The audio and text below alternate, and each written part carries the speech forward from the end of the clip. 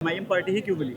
अल्हम्दुलिल्लाह। दरअसल हम सदर साहब से अपनी बहुत मोहब्बत करते हैं। बुजुर्ग की दाढ़ी काटी गई तो अखिलेश यादव खामोशी इख्तियार किए। बगैर गठबंधन के कोई सरकार नहीं बनेगी, एमआईएम से गठबंधन करना ही पड़ेगा। उत्तर प्रदेश के बागरमऊ में मोहम्मद फैसल को पुलिस कस्टडी में मारा गया तो अखिलेश यादव जो तमाम उत्तर प्रदेश के मुसलमानों का वोट बटोरते हैं उन्होंने चुप्पी साधी। मरहूम शहाबुद्दीन साहब जिन्होंने लालू को लालू बनाया, तो वो एमआईएम के वोटर को बहका देते हैं, खुद तो वोट देते नहीं है, उनको भी ये बता देते हैं कि वोट तुम्हारा बेकार जाएगा। हम क्यों किसी का परचम उठाएं, हम अपना हरा परचम उठाएंगे। देखिए, हमारे दादा और पापा ने जो है बहुत साल समाजवादी और कांग्रेस में बिताई, लेकिन आज उन्हें कुछ नहीं मिला। असद ओवैसी साहब आज हिंदुस्तान का पक्ष रख रहे हैं। आज बीजेपी के 300 प्लस सांसदों के पास ऐसा कोई सांसद नहीं है जो हिंदुस्तान का पक्ष रख सके। दोस्तों, 2027 को लेकर विधानसभा चुनाव को लेकर मजलिस इत्तेहादुल मुस्लिमीन उस चुनाव की तैयारी को लेकर आज एक अधिवेशन कर रही है लखनऊ में। हमारे साथ कुछ लोग जुड़े हैं जो कि एमआईएम से ताल्लुक़ रखते हैं। सबसे पहले हम बात करते हैं, यहाँ पर जिला उन्नाव के पूर्व विधानसभा प्रत्याशी हमारे साथ मौजूद हैं, इनसे बात करते हैं। सर, कैसे हैं आप? क्या मिशन है इस प्रोग्राम का? ये प्रोग्राम का हमारा मिशन ये है कि ये अधिवेशन एक था। पहली चीज़ तो हमारी खुद की कम्युनिटी तैयार हो, प्रदेश में एक मैसेज जाए, जिला पंचायत सदस्य, और जो मेन हमारा आज का जो अधिवेशन है वो 2027 की तैयारी को लेके है। सिर्फ एक कम्युनिटी को एकजुट करके क्या ये काम किया जा सकता है कि सियासत में मजबूत और सरकार में कोई हिस्सेदारी बन जाए? मजलिस कभी किसी एक कम्युनिटी की थी ही नहीं। अगर ऐसा होता तो आज इस अधिवेशन में पंडित मनमोहन झा साहब यहाँ नहीं होते। मैं ये सवाल इसलिए सर कर रहा हूँ कि अगर आप देखें ऑल इंडिया मजलिस इत्तेहादुल मुस्लिमीन, इसमें सेकुलरिज्म कहीं दिखाई नहीं देता इस नाम में, इस वजह से मैं सवाल।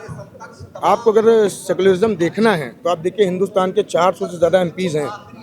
असद ओवैसी साहब आज हिंदुस्तान का पक्ष रख रहे हैं। आज बीजेपी के 300 प्लस सांसदों के पास ऐसा कोई सांसद नहीं है जो हिंदुस्तान का पक्ष रख सके, और असद साहब को उनको भेजना पड़ा बाहर दूसरे मुल्कों में, उन्होंने जाके पक्ष रखा।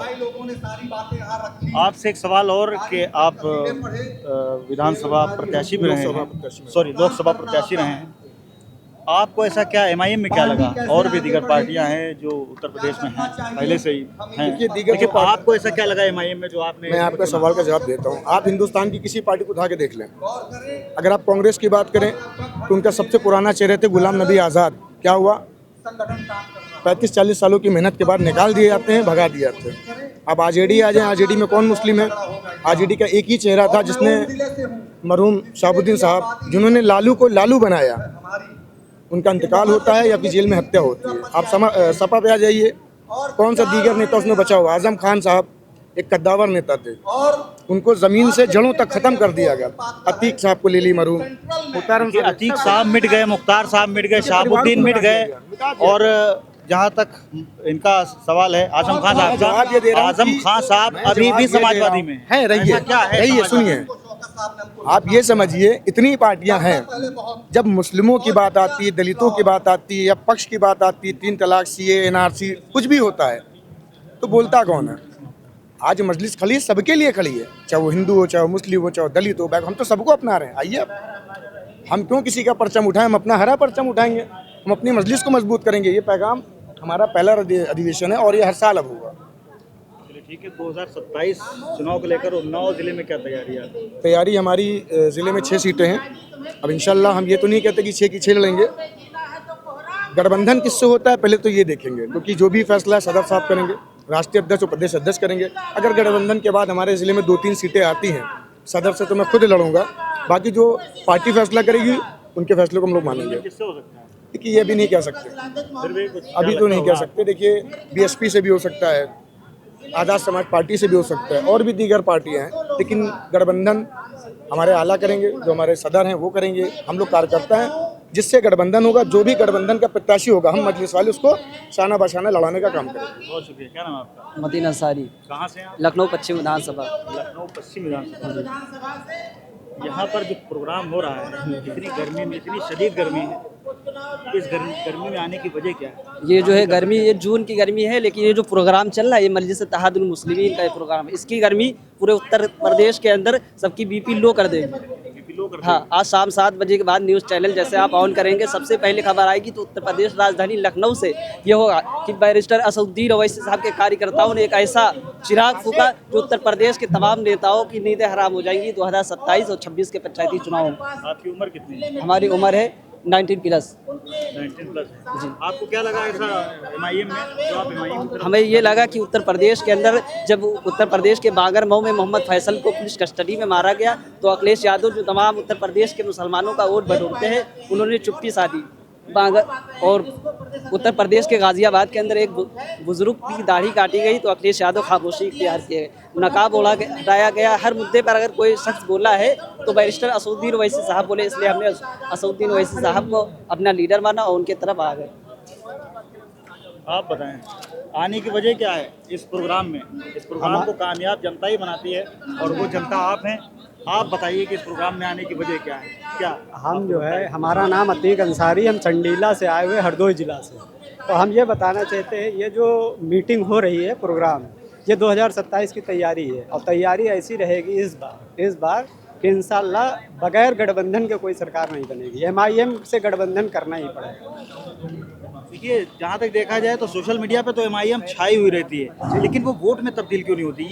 ये दिन कब आएगा कि वो जो भीड़ है सोशल मीडिया पर वो वोट में तब्दील होगी? वो वजह ये है, ये एमआईएम ने 2012 से यहाँ शुरुआत की और समाजवादी पार्टी की शुरुआत बहुत पहले हो चुकी, तो ज़्यादातर कार्यकर्ता समाजवादी की शुरुआत बहुत बाद से हुई है। नहीं 1927 में शुरुआत हुई थी इस एमआईएम पार्टी की, बहुत बाद की पार्टी है। लेकिन एमआईएम 2012 में उत्तर प्रदेश में लड़ी, इसलिए हम बता रहे हैं। इसलिए समाजवादी पार्टी के कार्यकर्ता यहाँ उत्तर प्रदेश में ज़्यादा हैं, तो वो एमआईएम के वोटर को बहका देते हैं। खुद तो वोट देते नहीं हैं, उनको भी ये बता देते हैं कि वोट तुम्हारा बेकार जाएगा, गड्ढे में जाएगा, हार जाओगे, जीतेगा नहीं, वोट खराब होगा। इसलिए एमआईएम के जो है कार्यकर्ता और प्लस जनता बहक जाती है।